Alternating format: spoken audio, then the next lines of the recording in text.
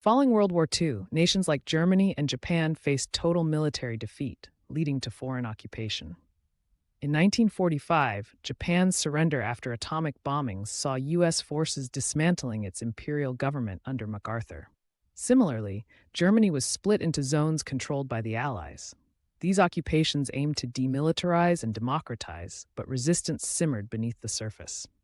Historical records show 2.5 million troops stationed in Germany alone by 1946, a stark reminder of war's cost.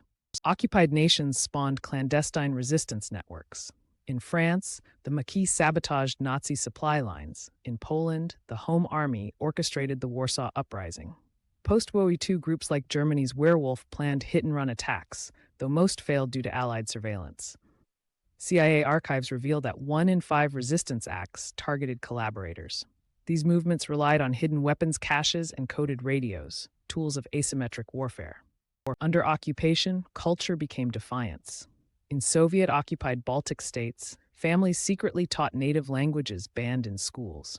Lithuania's Chronicle of the Catholic Church documented oppression via samizdat, clandestine press. A 1956 UN report noted 200-plus underground schools in Estonia.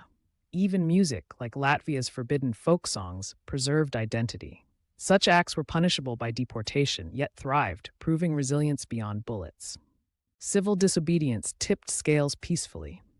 Hungary's 1956 revolution began with student marches, while Czechoslovakia's 1968 Prague Spring saw 200,000 protesters demanding reform. East Germany's 1953 strikes paralyzed industries until Soviet tanks intervened. Harvard research shows nonviolent campaigns were twice as likely to succeed as armed ones. These movements exposed occupation brutality, like Budapest's bloodied flags, to global media. International media amplified resistance. Radio Free Europe broadcast coded messages to Eastern Bloc dissidents, reaching 35 million weekly by 1960. The 1968 Tet Offensive footage turned U.S. public opinion against Vietnam. Leaked photos of East German guards shooting escapees fueled UN debates. A 1972 study found 70% of Cold War propaganda cited real atrocities, proving truth was as potent as tanks. Economic resistance crippled occupiers. In 1940s India, Gandhi's Swadeshi movement boycotted British goods, cutting imports by 60%.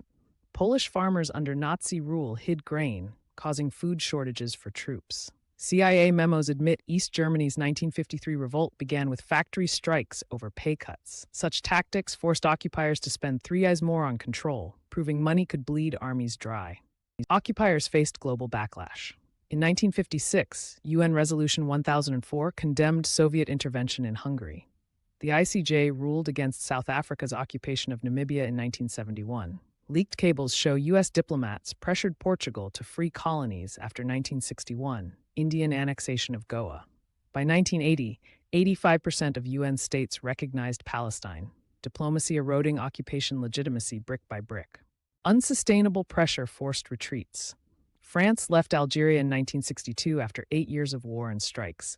Portugal's 1974 Carnation Revolution freed Mozambique. Even superpowers relented. The USSR withdrew from Afghanistan in 1989 after global sanctions. Defense Department data shows occupations lasting 10-plus years failed 80% of the time. The victors? Often those who never fired a shot. Post-occupation nations memorialized nonviolent resilience. Lithuania's Museum of Occupations displays smuggled resistance art. Vietnam's Hoa Lo Prison preserves protest artifacts. A 2005 UNESCO survey found 60% of liberated nations teach nonviolent resistance in schools. These sites remind us the most enduring victories aren't seized by force, but earned through unbroken spirit.